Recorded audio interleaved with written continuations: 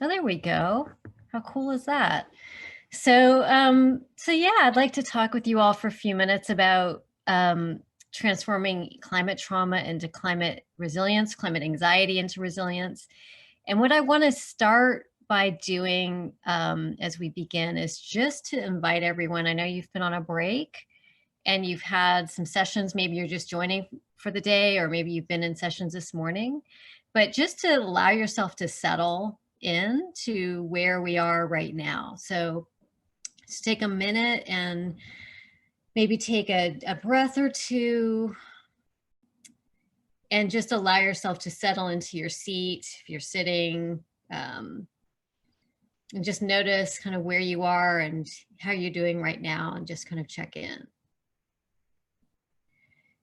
And what I want to start by offering everyone as the beginning of this frame of transformation from anxiety and trauma and experience into resilience is that a really big part of that is actually how we are relating with our own experience and with our own, complexity of feelings and responses and ideas and all of that, that how we're relating with our own experience is sort of ground zero for how we can be effective at really catalyzing and driving change at scale at the rate that we all need and want right now. I'm making some assumptions about the community that's dialing into this call. I'm assuming that you are in this call and this conversation because you actually are committed to being part of a broader change effort, that you recognize there's a profound, urgent need for innovation, and that you recognize that we all need to be really kind of rapidly scaling up as fast as we can right now. I'm going to make some assumptions as well that you might be feeling a whole combination of things. So this is just a snapshot of a talk I just gave last weekend to a national climate organization. And I just had people share where they're at, their emotional relationship with climate action right now. And this was also, I'm based in San Francisco Bay Area, North and Marin. This was on a day that was really intense with the wildfires and the smoke. And many of us living in the West Coast and Western United States are really navigating some truly traumatic contexts.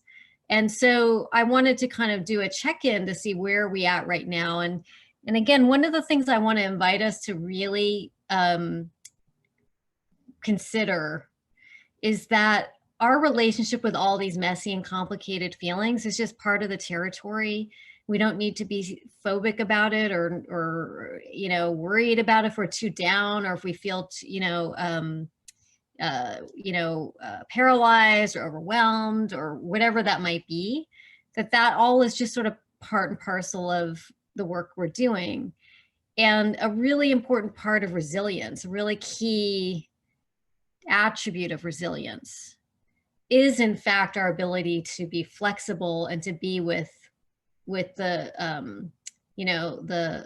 the complexity of what is. So if we get too fixated on got to stay positive and got to stay optimistic and have to really focus on the hope and have to drive the innovation, that paradoxically is not a particularly resilient place to be coming from.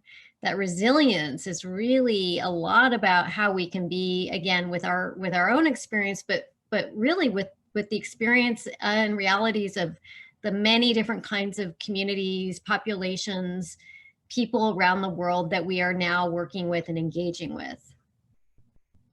So I want to start by, establishing that the world is caught up in many ways to climate crisis, to climate emergency, whatever terminology we want to use, that the intersection of psychology and climate change and energy transformation is now here. So I've been working in this space, this field, for 30 years. When I was 19, 20 is when I really got the connection between human psychology, human behavior, and what was clearly upon us. This was literally 30 years ago. You can imagine, you know, there's some poignancy in that because we've known for quite some time about what's coming. And yet, you know, we as humans, for a variety of reasons, have really struggled to come to terms with what's happening. So this is just a snapshot of some headlines that I grabbed, especially as COVID was starting to unfold in March and April, just to signal that this is part of a much bigger conversation. It's not just me. It's not just, you know, us having this talk. It's a really exciting and dynamic time for this field. And I like to share very quickly, you know, some of my colleagues that I'm working with who are all on these front lines of the intersection of climate change, mental health, and psychology. We've got Caroline Hickman in the UK, Leslie Davenport in the US, Wendy Greenspun in New York, Lise Van Susteren in DC, and Britt Ray, who has a great TEDx talk and has a book coming out in 2021, I believe, particularly speaking to younger generations. The book is provisionally called Generation Dread.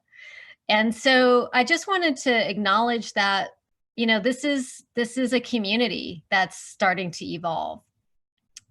So what I'm going to share with you for the next, you know, several minutes or so are some insights that I've been developing, particularly with a project that I started a couple of years ago, and it's been in stealth mode, and it's launching publicly in only a few weeks on October 7th and 8th, and I'll share information at the end of this session about how you can join the Project Inside Out Summit.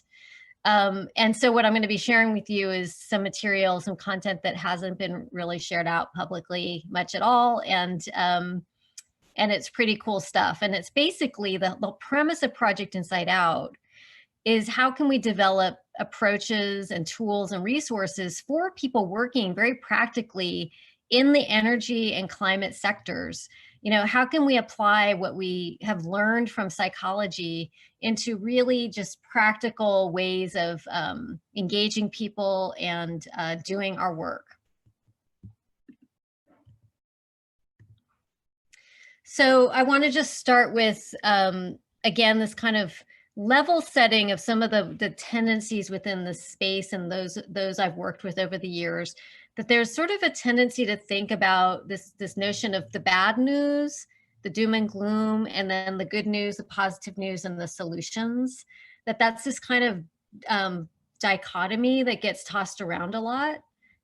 There's also this dichotomy of despair and hope. You know, I'm sure you've seen that reference, and it may be a topic of conversation with you and your friends and colleagues about, oh my gosh, like, how do I stay hopeful and how do I keep going in light of what's actually going on? It's so overwhelming. It's so, you know, it can be really sad and depressing and all that. And yet we need to stay engaged and active. And, you know, I guess, you know, what I want to suggest is that way of thinking of the hope versus despair and the good news, bad news is actually not particularly psychologically serving us, and it's not very accurate, because in actuality, you know, we move, it's very fluid, and we move across these things. And since you have the theme of resilience as this event and what's on your minds, I want to suggest that it's not particularly resilient to think in terms of either or. I think you all know this, right? It's really a yes and, or it's a both and kind of world we're in. And that's what I want to encourage us to think about when we're considering how should we be feeling about the climate crisis? How should we be feeling about our work? In actuality, you should be feeling however you're feeling, and give each other permission to feel that way too. You're going to notice that's a big theme of what I'm talking about. So for those of us working on these front lines of driving change, of catalyzing change, in fact, I shouldn't even use that word driving change, because that frame, that language kind of suggests an approach that's quite aggressive. Really what we're needing to do right now is we need to be engaging change, right? We need to be gauging ourselves and each other.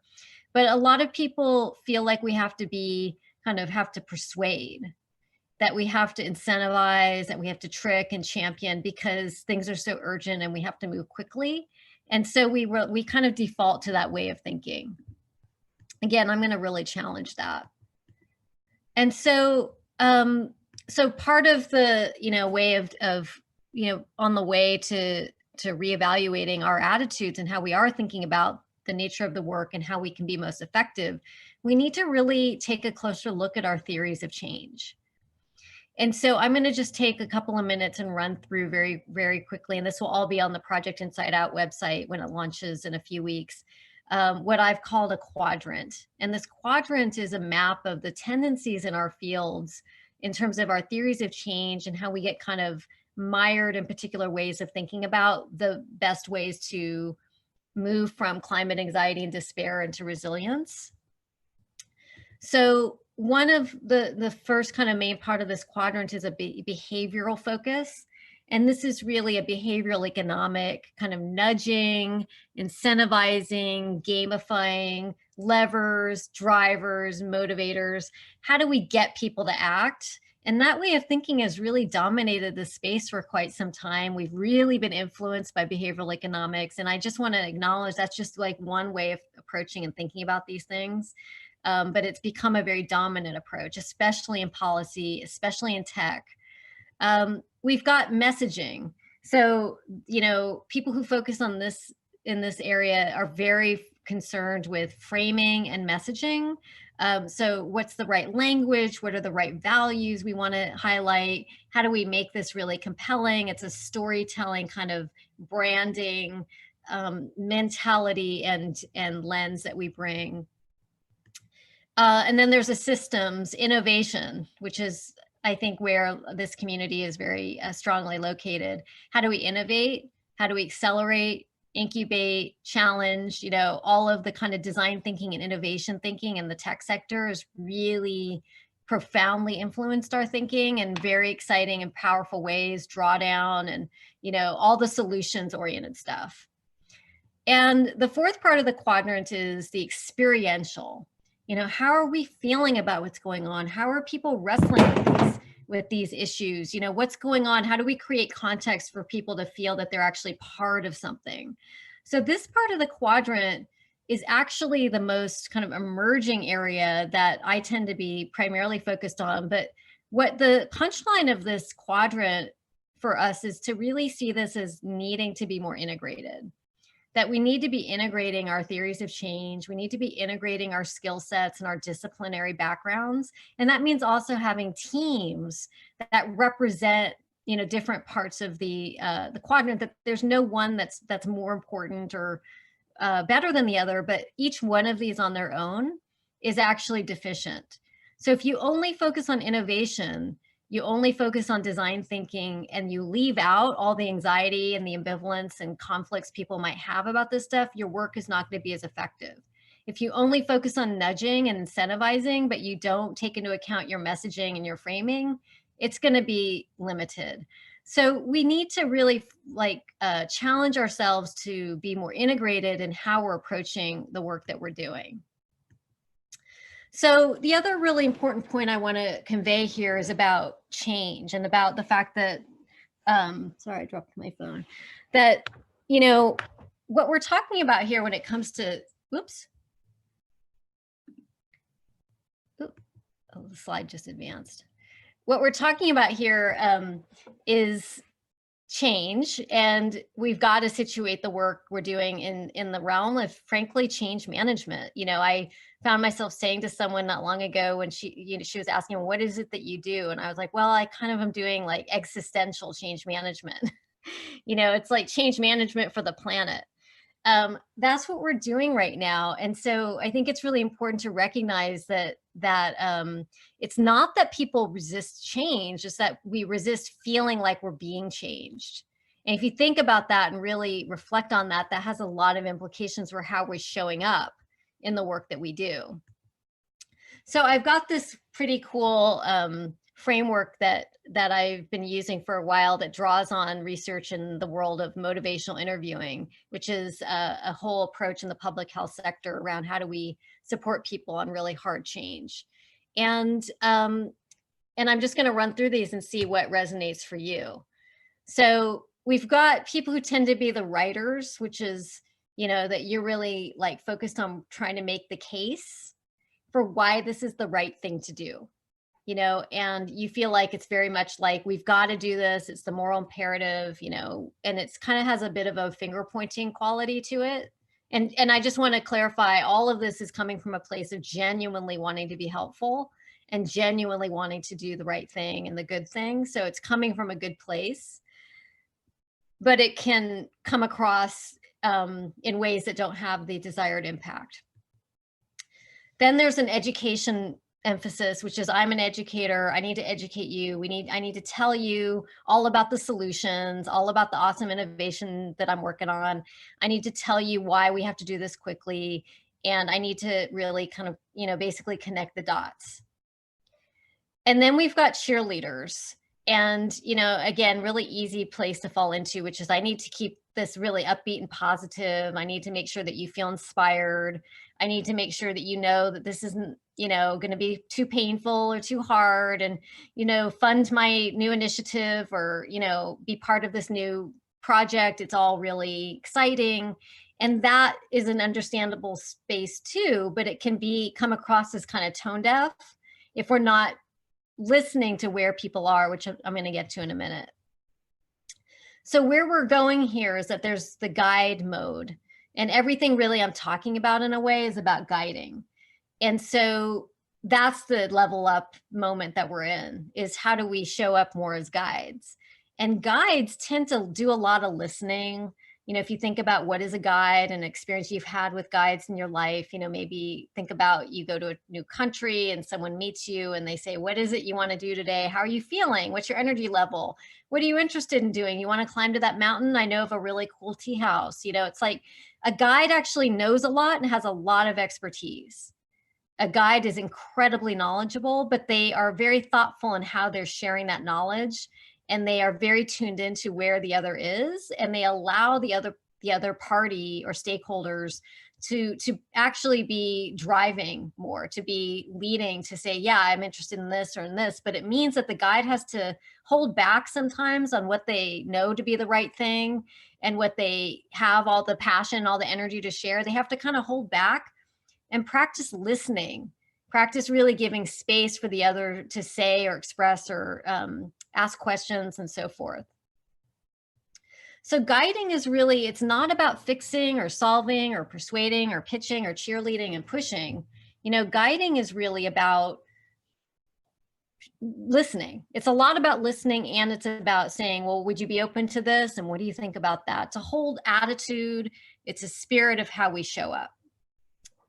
So guiding is ultimately about relationship, right? It's about really thinking about, what is the relationship with my stakeholders, with the people that I'm working with, and being really honest with yourself. You know, if you feel frustrated and impatient and kind of angry with some people that you're working with because you want them to get it faster than they are, and you want them to just get on board, if you're feeling that way, that chances are that is going to come across. It's going to come across in some ways. So it's really important to be thoughtful about, like, how am I really feeling about the people that I'm working with? And the opportunity we have here is to do our best to really try to relate with the experience of others through the lens of compassion, and to recognize that a lot of these issues are very overwhelming. They bring up anxieties, they bring up ambivalence, and it's actually our job to be able to tune in to that more effectively. So I'm going to run through I dropped my phone, so I don't have track of time. So how am I doing on time? 5 minutes? Oh, great. Okay, so I'm going to run through this pretty quickly. So these guiding principles are intended, the audience is really organizations who are working on the front lines of climate change and sustainability. So I'm going to run through them and just see how it lands with you, whether or not you're an organization. So the first guiding principle is attune. It's about attunement. It's about empathy. It's about making sure that you actually deeply understand your stakeholders and who it is that you're working with and communicating with and talking to, and really ensuring you're dialing in. The second guiding principle is reveal, which is, what does it mean to be a compassionate truth teller? Oops, there's my phone. Hold on. Sorry. This is the COVID talk moment. So, so this is about telling the truth, but through the lens of how might what I'm sharing, what might it bring up for people, what might anxieties might it evoke. It's not about whether to tell the truth, it's how we tell the truth. Convening is about really recognizing that the more we're in small groups, the more that we're communicating, the more that we're having honest and open and really, really authentic conversations, that's going to be the traction. That's going to be that's the engine for behavior change. If we're talking about wanting to shift behaviors, we need all the other stuff too, incentives and nudges and exciting, sexy games and whatever. But where like the rubber meets the road is people process information through interaction and through conversation. This is very well evidence based, and it's how we function as humans. So we need to be leveraging that more. And this is equip. Be a gardener, grow your people, provide resources, provide tools. Really, this is about enablement. I have a note here, which is like CCL, which is Citizens Climate Lobby, is a really good example of an organization that, they do a lot of trainings, they provide tools and resources. That's the model of the future. And that's the model of anyone working in energy and climate, as far as I'm concerned, is that it's no longer about you kind of pushing. It's about you saying, here's some tools so that you can be successful and effective in your realm of influence.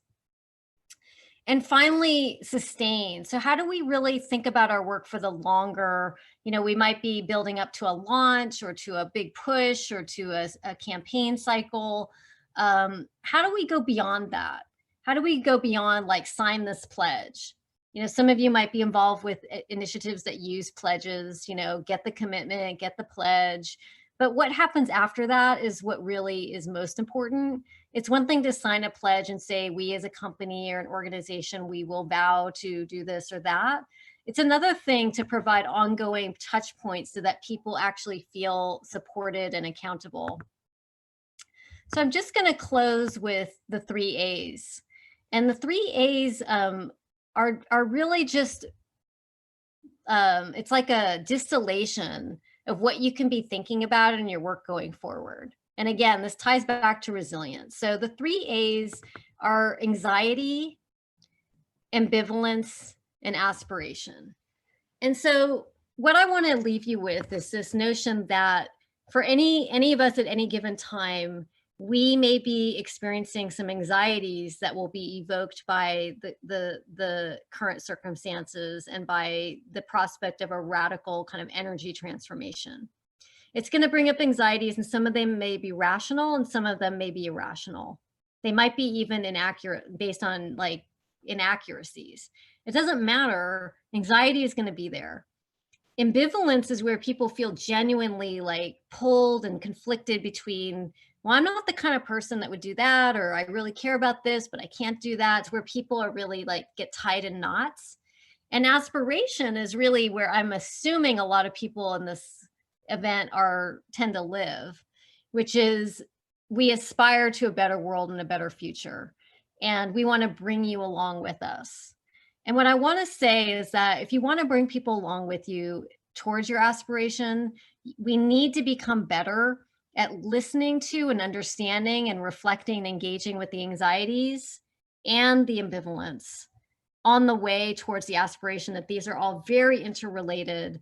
And the more that we can really internalize that and show up that way, the more effective that we can each be at actually being effective at achieving the kinds of changes and goals and targets that we're all here to do. So I'm going to just leave you with, there we go.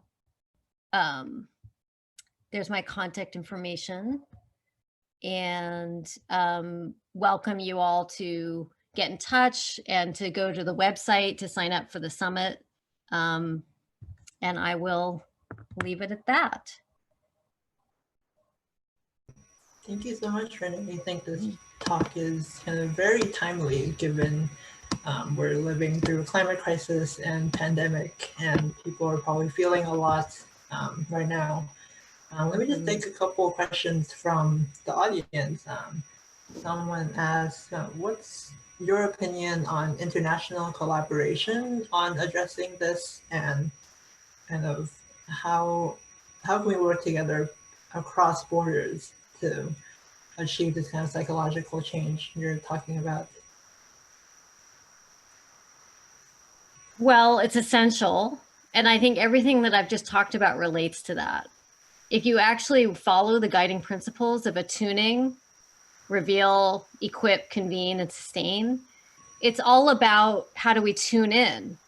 So we start with attunement. We start with creating space to really understand and listen to the experiences and realities, concerns and challenges of those that we're seeking to partner with. And frankly, it also means partnering with practitioners who are really good at that kind of thing. I'd like to see more people in the energy sector and the climate sector partnering, whether it's with facilitators, mediators, psychologists like me. Like, there's people out there who have really strong skill sets, who make good partners for subject matter experts, for innovators, for entrepreneurs who are actually working on these front lines. Yeah, that's really important. Thank you. I have a question. How do you deal with a lot of the media that comes in, given that it's kind of designed to like trigger us and be kind of clickbaity, and a lot of disaster headlines? How do you manage kind of that inflow and kind of stay sane in a sense? Well, limit your intake. So be very, very thoughtful about your exposure, because ultimately it's up to you. It's like a boundary. So it's up to you to regulate how much you're being exposed and taking in, and to notice and cultivate a more mindful capacity to notice when you're getting hooked in and when you're getting addicted, because it is addictive. And it's, it's known that, we get addicted to the scroll and to the, climate Twitter or whatever, and the news. It's like it's designed exactly to activate us and to draw us in. So it takes considerable mindfulness to be able to say, you know what, like, how is this serving me right now? Like, think about you as a unit, your well-being, your life is a unit where, if something isn't frankly serving you and supporting your ability to be, grounded and centered and effective and all of that, then it's actually not really doing much good. So it's not to tune it out, but it's to be very thoughtful about what we expose ourselves to, when and how. And also, to recognize that that's the nature of trauma. Trauma is contagious. Trauma, there's a contagion aspect where it's like it's an energy that gets kind of, once it's out there, it just circulates and is like latching onto whatever it can. And so one way of looking at all the headlines and all of that is to relate to it as, this is a trauma. This is a kind of a trauma. We all have our strategies. I have a strategy of just kind of remembering that as a society and as a world right now, we're processing and metabolizing a lot of trauma. And so that helps me kind of keep some perspective and some distance to getting too drawn in and allowing myself to be hijacked. And then I'm not capable of being much good to anyone. Yeah, that's really helpful. It's definitely very hard to kind of tune out and make sure that kind of your intake is limited these days. I just have one more quick question. I think someone in the audience is asking if you're looking for new people on your project, and if someone's interested, how can they get involved? Yeah, I'm always interested in hearing from people. So definitely drop me a line. I would drop me a line through my website, or send me an email at hello@reneelertzman.com. But we're always interested in connecting with new people and partners. Great. Thank you so much. Yeah, I think this has been a really great talk, and this event has been recorded, so anyone can come back and watch the talk. So Thank you so Great. much, and Thanks. take care. Thanks for inviting me. Yeah, for sure. Let me just figure out how to take my screen back.